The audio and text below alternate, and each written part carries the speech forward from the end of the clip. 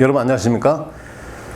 오늘 전력계통공학 8강 다시 1이 되겠죠? 우리 교재로 따지면 7-4절 전압 제어를 위한 무효전력 발전기까지 그 내용으로 출제를 해봤습니다. 자, 문제 8번입니다. 122회 3교시 문제인데 발전기 가능 출력 곡선에 대해서 설명하고 발전기의 운전 한계를 결정하는 요인 중에 열적 제한 요인에 대해서 설명하시오. 이런 문제입니다. 이것은 잠시 후에 여러분들의 답을 보면서 내용을 같이 검토해 보도록 하겠습니다. 자, 문제 9번입니다. 104회 3교시 문제인데 전압 무효전력 제어에 이용되는 주요 기기의 종류, 그다음 역할을 설명하시오. 이건 전력계통공학 8강입니다. 역시 올해 2월 2일 날 유튜브 영상을 제작해서 공유했으니까 그 내용 보시면서 정보를 얻어 보시기 바라겠습니다. 문제 10번 기출문제죠. 전기회로와 자기회로를 비교 설명하십시오. 그 다음 문제 11번 예제 7-1번인데 삼상 3선식 배전선의 말단에 150kW로 역률 80%의 평형 삼상 부하가 있다. 지금 부하점에 부하 병렬로 전력 콘덴서를 접속해서 선로 손실을 최소로 하고자 한다. 이에 필요한 콘덴서 용량을 구하라. 이것은 뭐 어렵지 않은 계산 문제가 되겠습니다. 자, 문제 12번이죠. 이건 이제 제가 출제한 예상 문제입니다. 다음 그림에서 무효전력 손실량, 그 다음에 송전전력에 대한 손실 비율을 구하라. 뭐 화면에 잘 안 나올 수도 있겠지만, 자, 여기가 모선의 전압이 크기는 100V, 위상은 0도, 여기는 전압의 크기가 50V, 위상은 30도 이렇게 되어 있습니다. 그러면 이 송전선로를 통해서 위상이 0도, 위상이 30도니까 30도에서 0도로 앞선 곳에서 위상이 늦은 곳으로 유효전력이 갈 거고, 그 다음에 전압의 크기가 100V하고 50V니까 100V에서 50V로 뭐가 갑니까? 무효전력이 가겠죠. 자, 그런데 이 송전선로에 지금 손실 발생시키는 저항을 없애버렸습니다. 그러니까 유효전력에 대한 손실은 없을 거고, 그 다음에 X값만 존재하니까 무효전력 가게 되면 무효전력 손실이 존재하겠죠. 예, 그래서 그 무효전력의 손실량, 이것을 한번 구해보시오 하는 이제 그런 문제가 된 거니까 의외로 좋은 문제입니다. 자, 여러분 잠시 후에 문제 8번 발전기 가능 출력 곡선, 그다음에 열적 요인에 의한 제한, 그것을 같이 한번 검토해 보도록 하겠습니다. 여러분들 그 발전기 가능 출력 곡선하고 열적 제한을 하는 그 요인에 대해서 설명을 하라, 이런 문제였었죠. 발전기 출력 곡선에 대한 부분을 처음부터 많은 양으로 갖고 오게 되면 가능 출력을 설명할 수 있는 여력이 많이 좀 줄어들고요. 그 다음에 열적으로 제한을 받게 되어 있죠. 그래서 열적으로 제한을 받는다고 해서 이걸로 끝날 것이 아니고, 그럼 대책은 무엇이냐, 이런 부분까지 사실은 적어줘야 됩니다. 근데 아직은 이 열적 제한 요인에 대한 대책은 제가 강의 때 설명을 드리지 않았습니다. 왜냐하면 논술반에 가서 이제 공부를 하실 내용이기 때문에 설명드리지 않았습니다. 그래서 요 문제는 가능 출력 곡선이니까 가능 출력에 방점을 찍어서 설명하는 것이 맞다, 이런 부분을 먼저 설명을 드리겠습니다. 자, 여러분 답안지를 먼저 간단하게 보면은, 자, 가능 출력 곡선에서 일기 무한대 무선 계통 아주 좋죠. 그 다음에 벡터도 잘 그렸습니다. 그래서 이러한 이제 출력 곡선이 만들어졌죠. 그래서 이런 출력 곡선에 대한 중심과 반지름, 그 다음에 거기에 관련된 원의 식, 여기까지 됐고, 그 다음에 이것으로 출력이 되는 것이 아니다, 출력을 낼 수 있는 것이 아니다, 제한을 받는다. 왜 제한을 받느냐?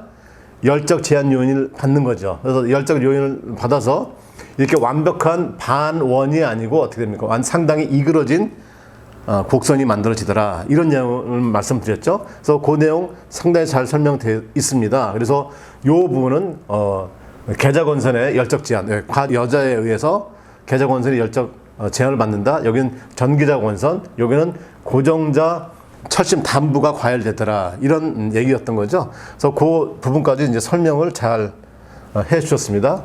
그런데 이제 대책은 이제 빠져 있고요. 자, 이 부분의 답안지를 보면은 발전기 가능 출력 곡선에 대한 정의, 그래서 가능 출력 곡선의 정의 잘 설명했죠.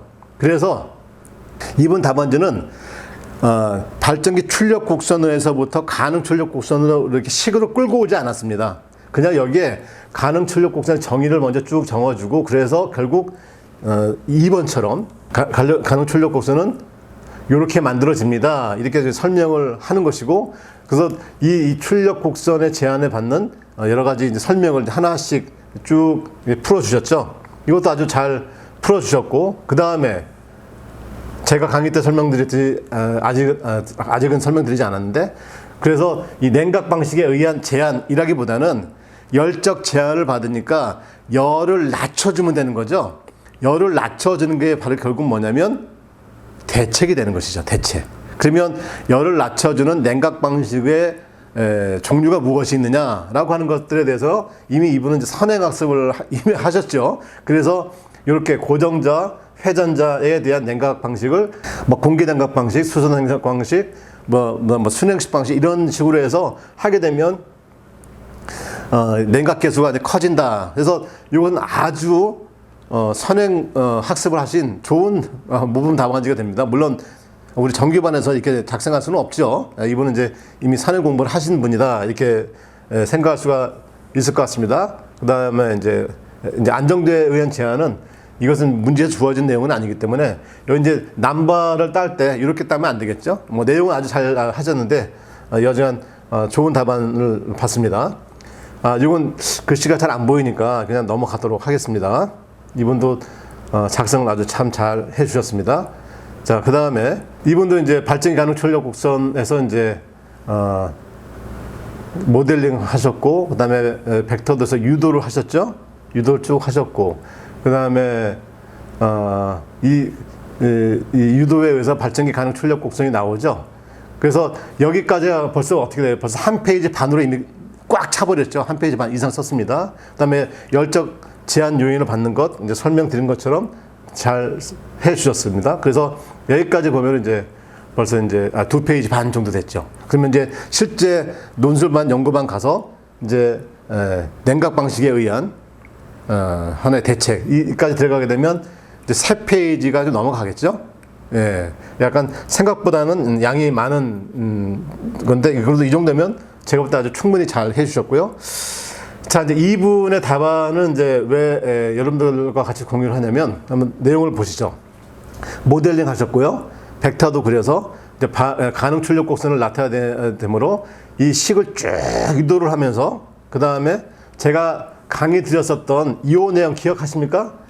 예, 제가 여러분들한테 그림 보여주고 시계 방향 회전시고 그 다음에 Y축을 대칭하고 이런 것까지 다 표현해 놓으셨어요. 그러니까 아주 공부를 열심히 하셨는데 이런 부분까지 다 들어가니까 어떻게 되겠어요?